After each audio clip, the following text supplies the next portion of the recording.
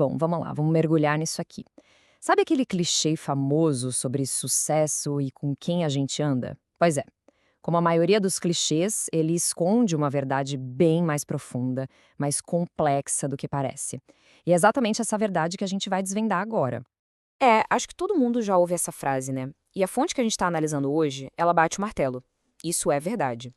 Estar perto de gente bem-sucedida não é garantia de sucesso, mas que ajuda, ajuda. Só que olha só, isso é só a pontinha do iceberg. Pois é, essa parte, a dos amigos, é a mais fácil. O que o autor diz é que focar só nos amigos é deixar de lado as relações que são, bem, as mais críticas, aquelas que realmente moldam quem a gente se torna e o que a gente conquista. E é aqui que a coisa começa a ficar interessante.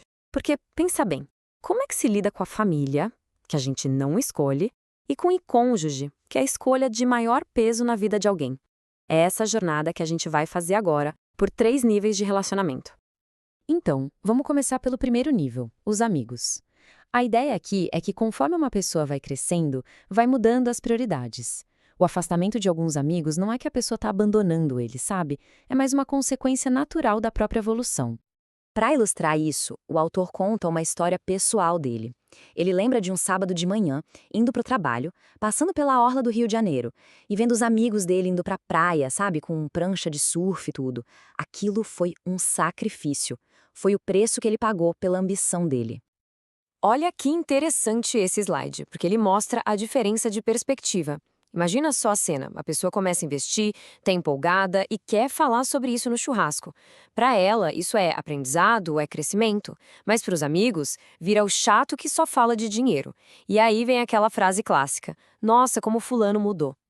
E isso leva a gente para um conceito bem forte, que é o de ser expurgado. A ideia não é que a pessoa precisa chutar o balde e abandonar todo mundo. O que acontece muitas vezes é que o próprio grupo naturalmente acaba afastando quem não está mais na mesma sintonia.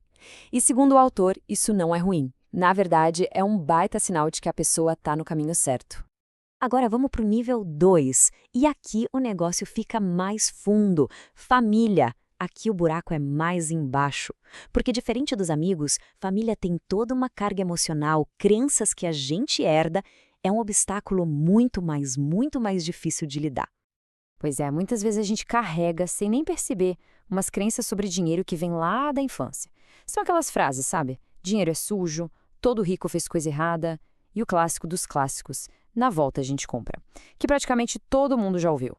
Olha, o conselho do autor aqui é bem direto, sem enrolação.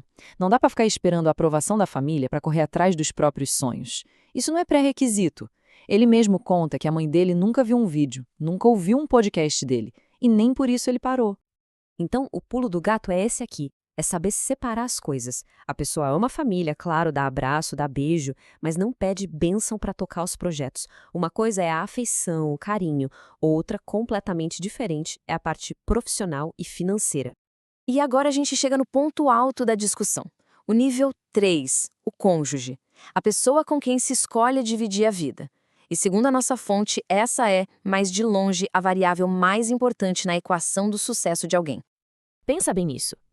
Não é um dos fatores, é o fator número 1. Afinal, é a pessoa com quem se convive todo santo dia. O impacto disso, seja para bom ou para ruim, é gigante e é diário. E esse slide aqui é genial. Ele mostra isso com o tal do teste do livro. Uma coisinha boba, sabe? Comprar um livro, mas isso já revela tudo. A forma como o parceiro ou a parceira reage a esse pequeno investimento em si. Nossa, isso diz muito sobre o futuro do relacionamento e, claro, o futuro da própria pessoa. Pois é, o impacto do cônjuge funciona como juros compostos. Aqueles pequenos comentários, sabe, de apoio ou de crítica, todo dia. Ao longo de 5, 10, 20 anos, isso cria 2 futuros completamente diferentes. Um que joga a pessoa para cima e outro que a afunda. Essa metáfora que o autor usa é muito forte, principalmente para quem ainda não casou. Aquela coisinha que no começo parece só uma pedrinha no sapato, uma irritação boba. Se não for tirada dali, vira uma dor que vai incomodar a vida inteira. Beleza. E aí, como é que a gente junta tudo isso? O plano aqui não é sair por aí cortando relações sem dó nem piedade, não. A ideia é fazer uma realocação estratégica de tempo e de energia. Essa tabela aqui resume a estratégia de um jeito bem claro.